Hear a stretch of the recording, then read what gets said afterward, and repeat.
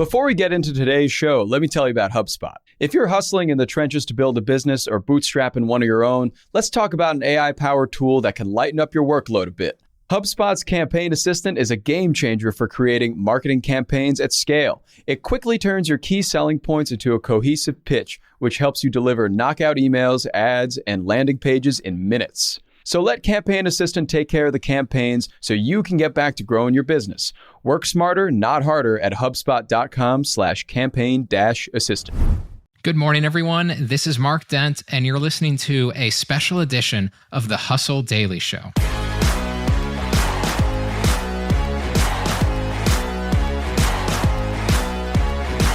Normally on this podcast, we tell you all about the latest in business and tech news. Today, we've got something a little bit different cooking for you. We actually have an interview with Chris Matthews. Matthews is a successful entrepreneur in a highly exclusive field. It might even be one that you don't realize exists.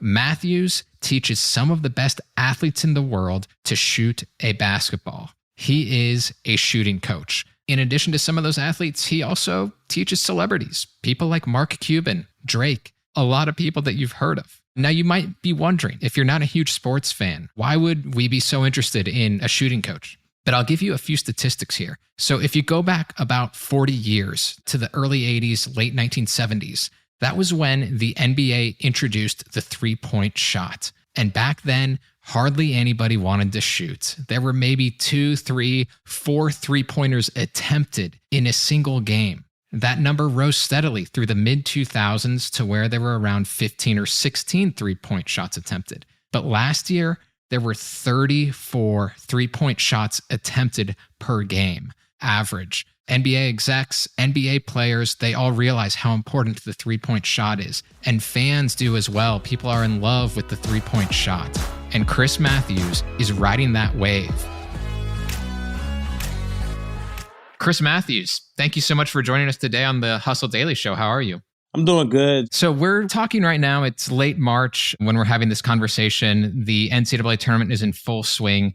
The NBA preparing for the home stretch. Playoffs are about to begin in a couple of weeks as we speak. Yeah. And I think when people turn on their TVs this time of the year, they are inundated with a barrage of great shots. I've seen some logo three-pointers, clutch free throws. To start things off with you as a shooting coach, what exactly does that mean? What do you do? Yeah, so basically a team or a player or agency or the person will hire me to help a client. Let's do a small example. So if I have to train Sabonis. And you mean Domantas Sabonis of the Kings, right? Yes, he's one of my clients. So he reached out to me as the season was ending last year and said, hey, bro, I want to figure out the dynamics of the mid-range jump shot, and I want you to help me change my free throw. I'm not looking to take a lot of threes, but I want to learn about the concept of the three-pointer. So perfect. So I'll watch film in them on Synergy, take notes. And then when I get with that client, I'll break down the entire aspect to their game. And that's something that a lot of people don't understand about my training.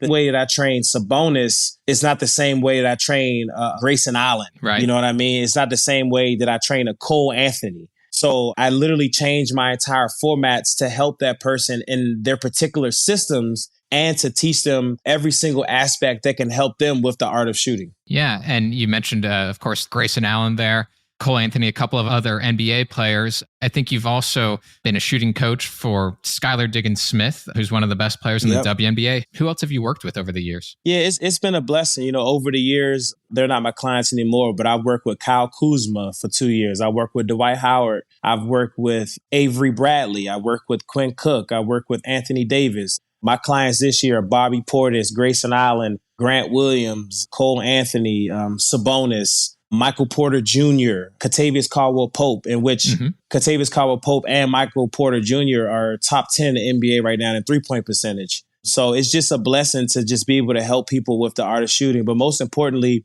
I like to help people get more generational wealth for themselves. Right. I love to see clients just like Skylar not only reach her goals for first team WNBA, but make more money in brands, make more money in contracts and stuff like that. And it feels like I'm making more money because that client is winning in their own particular way. I want to talk a little bit more just about your path. Before you were teaching a lot of these basketball players, you were a basketball player yourself. You grew up in Washington, D.C. Yeah. So how was basketball part of your life early on when you were growing up? How did you get into it? You know, a lot of people don't know I actually bowled, played baseball, and played football on top of basketball. So basketball wasn't my first love at first. Okay, bowling. Interesting. Yeah. My dad used to love to bowl, and my Uncle Arnold, he's like a bowling fanatic, and my cousin Tavon are like bowling fanatics. And I used to go with them every Saturday to bowl. So one Saturday, I'm like, I keep coming. Let me join the kids league. So I started bowling, and I never looked back. I was bowling all the way up to like my 10th grade year in high school, but I had to stop because in baseball, I was using my right hand at center field. In bowling, I'm using my right arm. In football, I'm using my right arm to throw the ball. And in basketball, I'm using my right arm. So my arm was always like just going dead. Oh, right. Completely different motions. Yeah. So my dad had me pick one sport, and it came down to basketball. My 10th grade year, I went to National Christian Academy where I played with Kevin Durant, Patrick Union Jr. I was lucky enough that going into my 9th and 10th grade year of high school, I could actually shoot the basketball really well. So I had DeMatha, I had Paul VI, I had Riverdale Baptist, I had Gonzaga, all of them wanting to sign me to come to their private schools. But I decided to go to National Christian Academy where that's where the whole machine works, just basketball. So once I started getting into it and I realized like this is going to be my life, but I really didn't truly love the game until I just picked basketball. So when you picked basketball, were you a good shooter, or was there a time when you kind of felt like, hey, I've got something here with my shot in particular? Yeah, I've always been a great shooter. In middle school, I was like top 5 in the DMV area. In high school, I was always top 4. So I've always been a great shooter. Shooting was never my problem. It's just I was playing so many sports. And to me and my dad sat down and said, you know, you have to just pick one sport because, you know, you're killing your right arm. Yeah.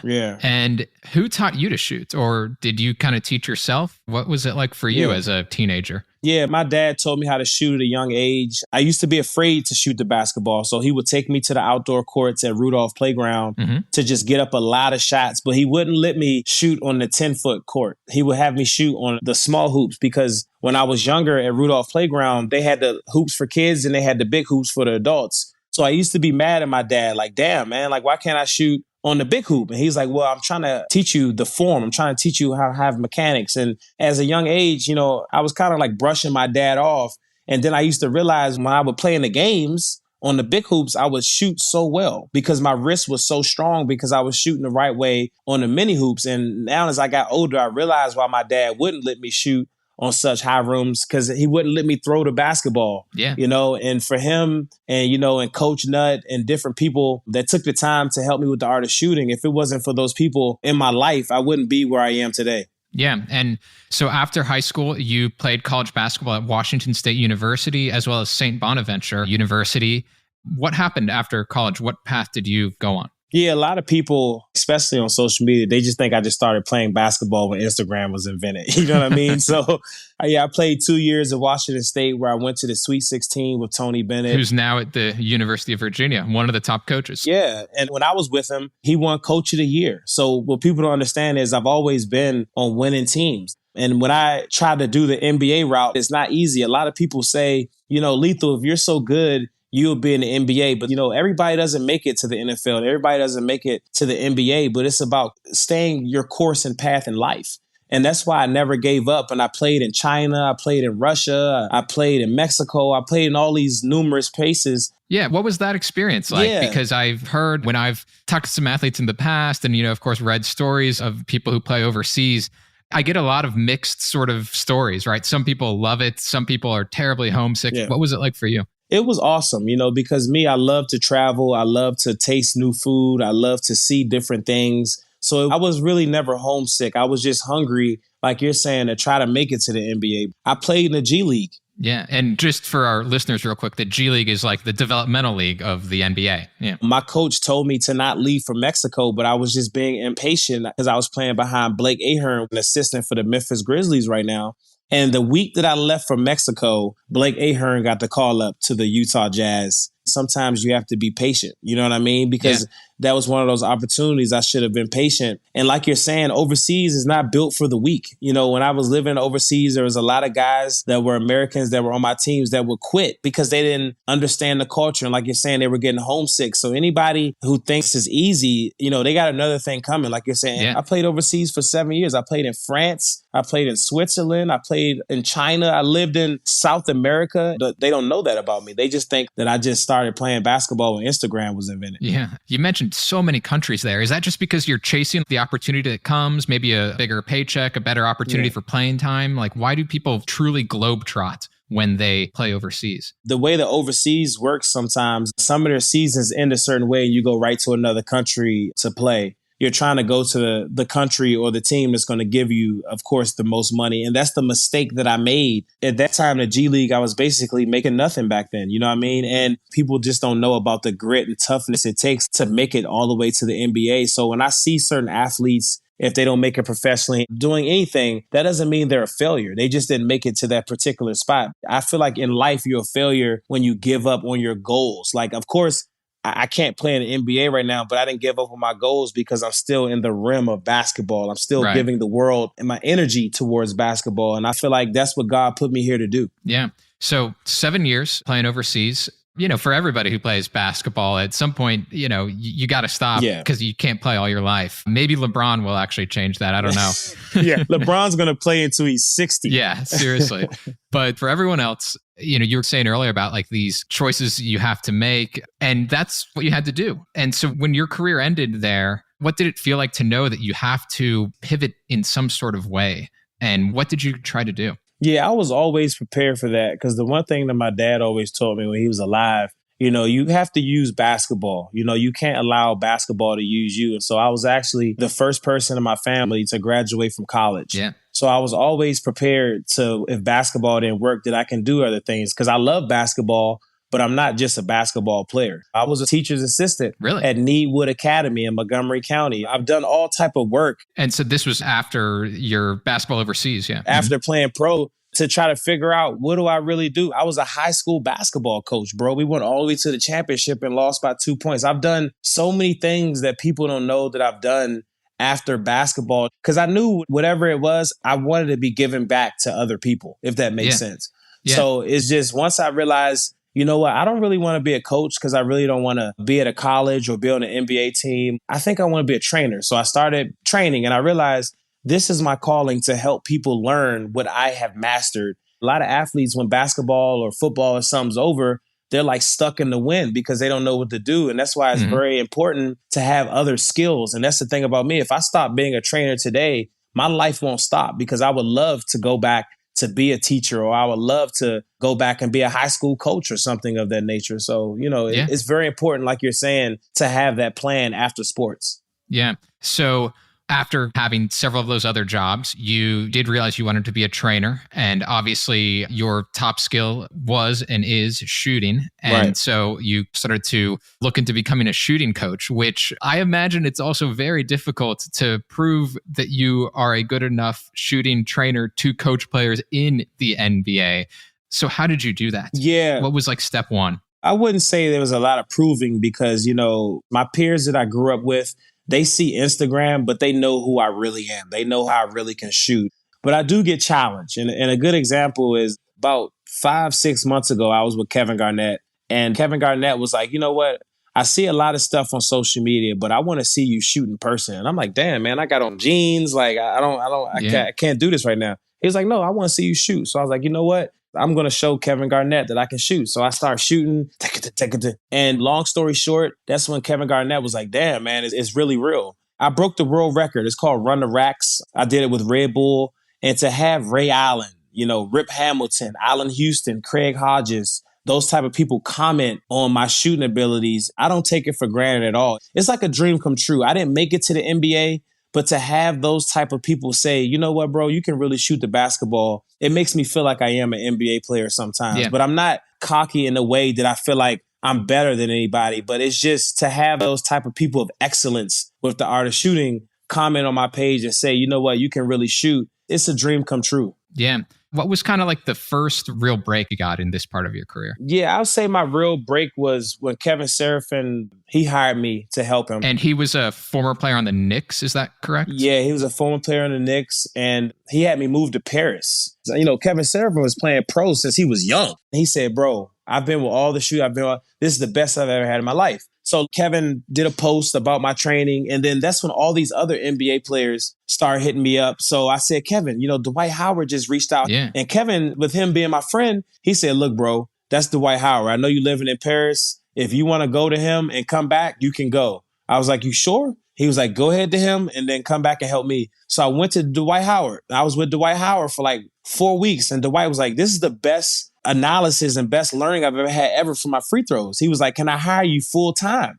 And I'm like, damn, they both saying that I'm a good coach, but I'm still delusional, if that makes sense. Yeah. And just real quick to interject for our readers, Dwight Howard was, you know, NBA All-Star. Yeah. Has played in the NBA Finals, et cetera. So that year I helped Dwight. It was like he was breaking so many monumental things with the art of shooting for free throws. And then that next year, that's when I started getting more clients. And next year, And then now, that's where I am now, where God is so good. You know, 3 years ago, KCP won the championship. He was top in the NBA.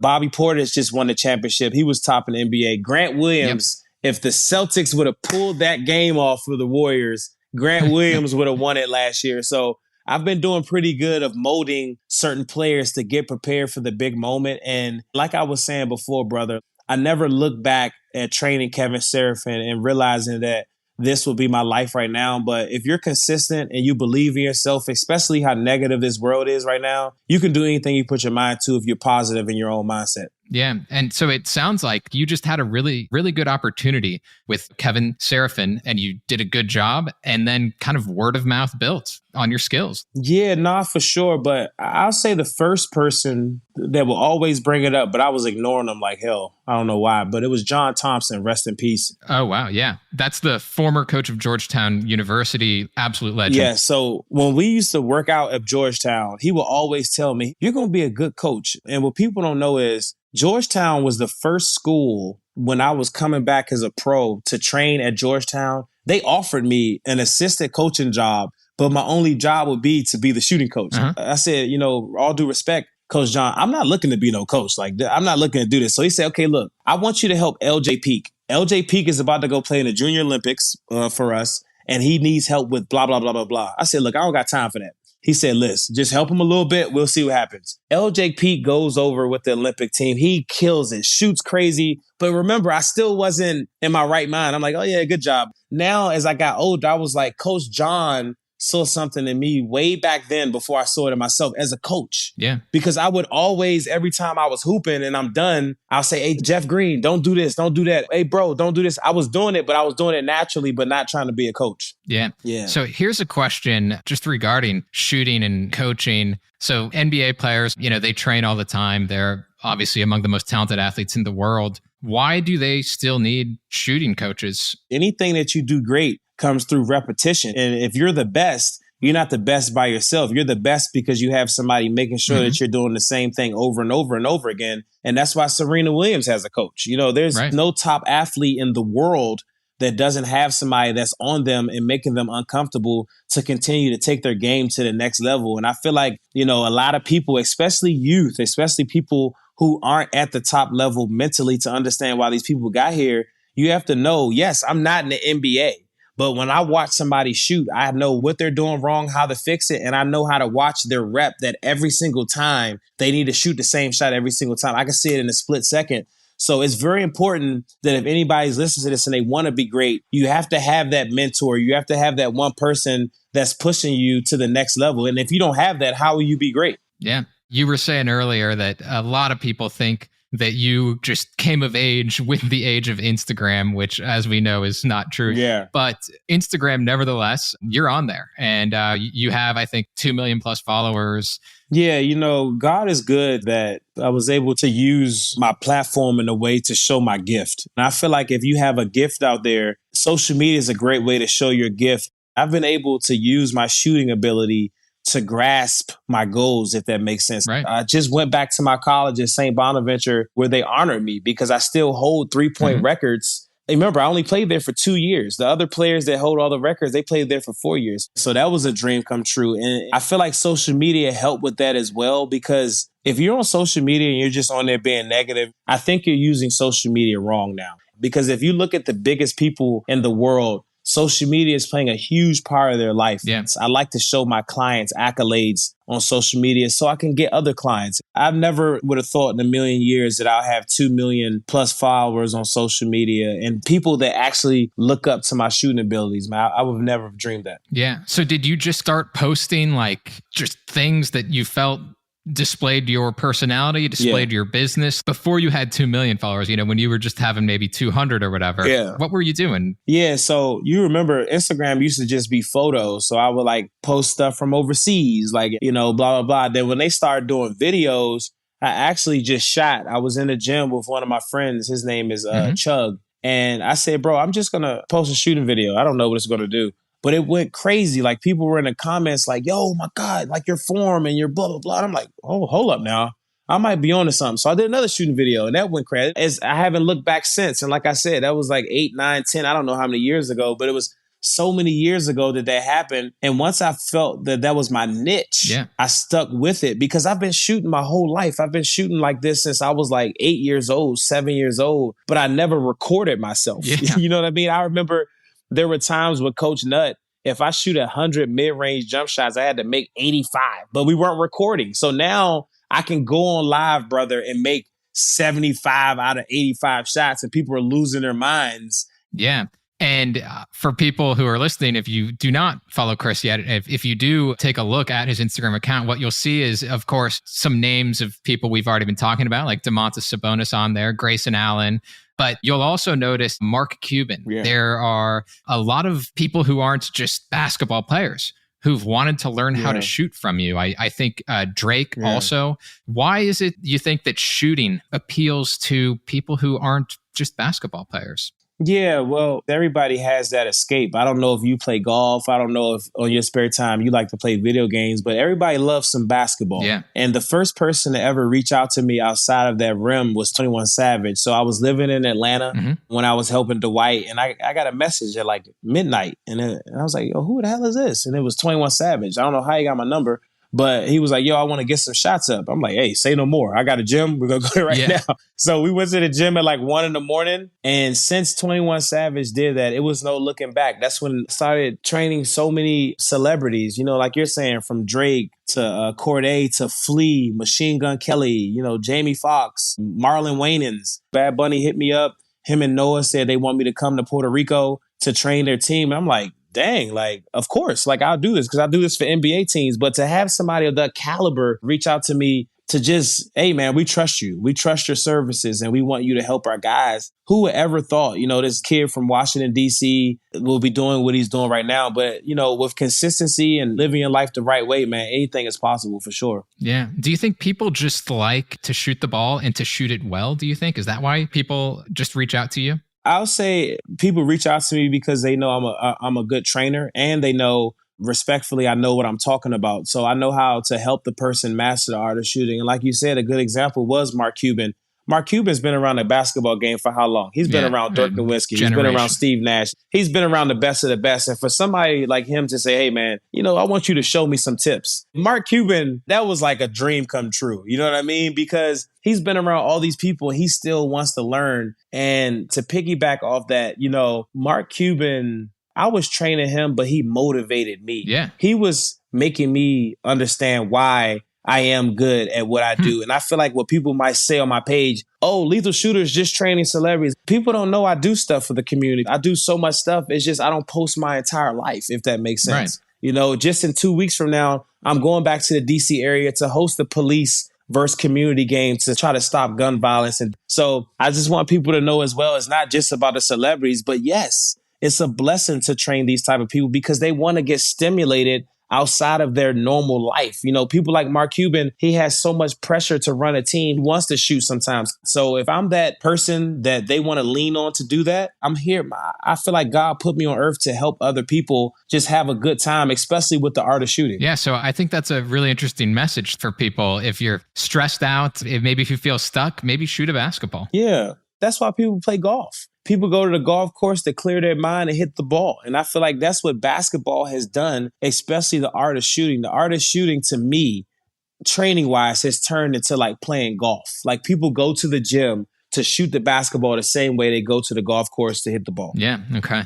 Who is your favorite shooter? Retired, playing, living, dead, or alive? Anyone. Who's your favorite? I think the best shooter of all time is Steph Curry. I think the best form of all time is Klay Thompson. I think the best mid-range shooter of all time is Kevin Durant. But my all-time favorite shooter is probably Craig Hodges. And tell us again who Craig Hodges, what era is he? So Craig Hodges played for the Bulls. He won, I want to say, about 4 or 5 championships. He won 2 or 3 back-to-back-to-back three-point contests. He was the main motivation for me to do Run the Racks because he held the three-point record for the three-point contest. And what people don't know is Craig Hodges was my coach for one of my pro teams. And I used to sit up with Craig Hodges till like 5 a.m, just talking about the game, talking about how to master my game. He changed my footwork. He changed my mindset to the art of shooting. And the way that he was tapping into my mental for those games was a dream come true. He's my hero. Yeah. Okay. Yeah. All right. Well, Chris, thank you so much for this conversation. Thanks for coming on with me today to chat. It's been great. Yeah. Thanks for having me. Whenever you need to talk again, I'm here for you, man. This was a good conversation.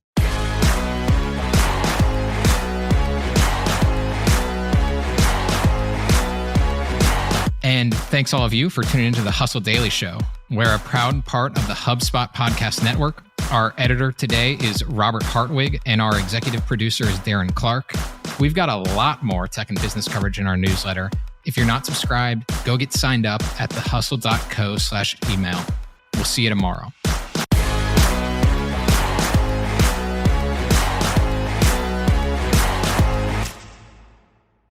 Let me tell you about a show that I've been loving lately. It's called Entrepreneurs on Fire. It's hosted by the incredible John Lee Dumas. It's available now on the HubSpot podcast network. Entrepreneurs on Fire stokes inspiration and shares strategies to fire up your entrepreneurial journey and create the life that you've always dreamed of. I'm a big fan of this podcast. It has energy, it has value, and it's all about learning about entrepreneurship. I was just listening to an episode the other day. JLD interviewed Jay Rogers, who was such a wealth of information. He kind of went into how entrepreneurship chooses you. You don't necessarily choose it, and that failure only happens when you stop trying to win. A lot of gems in this one. So I highly recommend checking out that particular episode along with the rest. So go listen to Entrepreneurs on Fire wherever you get your podcasts. Hey guys, if you listen to the Hustle Daily Show on Google Podcasts, we want to let you know that the option will no longer be available pretty soon. Google is sunsetting its podcast app sometime in early 2024 in favor of YouTube Music, and we want to give you a heads up before it's too late, since that time's almost here. The Hustle Daily Show is available everywhere and anywhere that you listen to podcasts, like Apple Podcasts and Spotify. If you're using YouTube Music, we are there as well. If you're an Android fan, there are plenty of apps like Overcast, Pocket Casts, Player FM, and more. So just search for us wherever you decide to listen to your favorite podcasts.